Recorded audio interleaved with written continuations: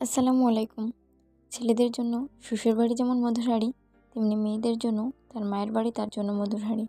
আমার মা একটা কথা বলে, দুনিয়ার খাওয়া আর মায়ের হাওয়া নাকি সমান। কথাটি কিন্তু একদম সত্যি।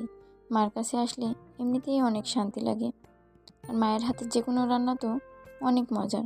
তো চলুন আমার মায়ের হাতের মহিষের গোশ রান্নাটা শিখে নিই। যারা মহিষের গোশ পছন্দ করেন না, তারা এভাবে একবার রান্না করে দেখবেন, অনেকটা মজার। এখানে 1.5 কিলো মতো মহিষের গোশ নিয়ে নিয়েছি। কাঁচা মরিচ কুচি, পেঁয়াজ কুচি ও তেজপাতা।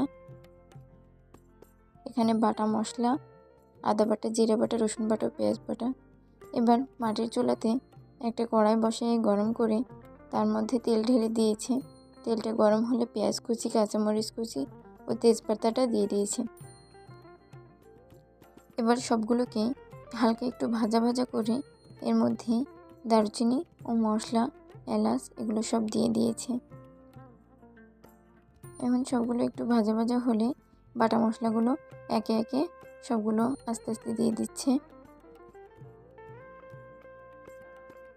আপনারা যারা মহিষের গোশ পছন্দ করেন না, তারাও এভাবে ট্রাই করতে পারবেন। তাহলে দেখবেন গরুর গোশও মহিষের গোশের কাছে হার মানবেন। আর মহিষের গোশ তো আমাদের জন্য অনেক উপকারী। এবার দিয়ে দিচ্ছে 2 চামচ লবণ, ধনিয়া গুঁড়া, ঝালের গুঁড়া, হলুদের গুঁড়া, পরিমাণ পানি দিয়ে সবগুলোকে খুব ভালোভাবে কষিয়ে নিতে হবে, যেন কষানো থেকে তেলটা ছাড়ে। দেখুন কতটা সুন্দর কষানো হচ্ছে। মায়ের হাতের যে কোনো রান্না খেতেই যেন অসাধারণ টেস্ট লাগে। যতই মায়ের মতো করে রান্না করার চেষ্টা করি, মায়ের মতো কখনোই হয়ে ওঠে না। এবার মাংসগুলোকে দিয়ে দিল। সবগুলো খুব ভালোভাবে নাড়াচাড়া করে একটা ঢাকনা দিয়ে কিছুক্ষণের জন্য ঢেকে দিয়েছিল। এবং ঢাকনাটা উঠিয়ে দেখুন গোশ থেকে পানিটা ছাড়ছে। আবারও সবগুলো ভালোভাবে ঢেকে দিয়ে যে অনেকটাই পানি ছেড়ে দিয়েছে গোশে থেকে।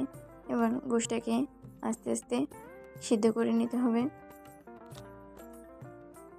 মাটির চুলে ভাপে ভাপেও জিনিস সুন্দর সিদ্ধ হয়ে যায় এবং খেতেও দারুণ টেস্টি হয়। আমার তো মাটির চুলার রান্না অনেক পছন্দ। আপনাদের কেমন লাগে অবশ্যই জানাবেন। এই যে দেখুন গোশটা অনেক দারুণ কষানো হয়ে আসছে। আপনারা যদি আজটিকে এখনও ফলো দিয়ে না থাকেন, ফলো দেওয়ার অনুরোধ রইল। এবার 2 কাপ পরিমাণ হালকা কুসুম গরম পানি দিয়ে দিচ্ছে। মা পানিটা আগে থেকে গরম করে রেখেছিল। আপনারা চাইলে ঠান্ডা পানিও ব্যবহার করতে পারেন। এবার ঢাকনা দিয়ে আবার ভালোভাবে ঢেকে দিয়েছিল, যে আস্তে আস্তে গোশটা সিদ্ধ হতে থাকছে।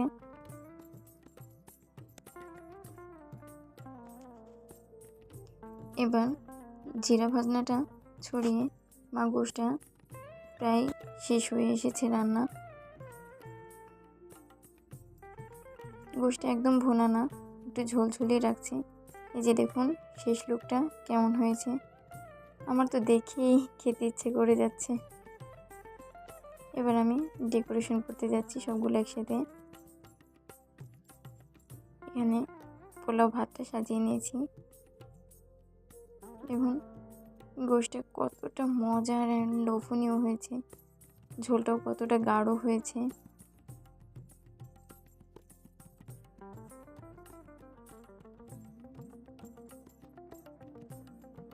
আর একটু ভালো মন্দ খাবার হলে মিষ্টিটা শেষ পথে না থাকলেই না, তাই একটু মিষ্টিও সাজিয়ে দিয়েছি। আপনাদের যদি রান্নাটি ভালো লেগে থাকে অবশ্যই লাইক, কমেন্ট, ফলো দিয়ে আমাদের পাশে থাকবেন। আল্লাহ হাফেজ।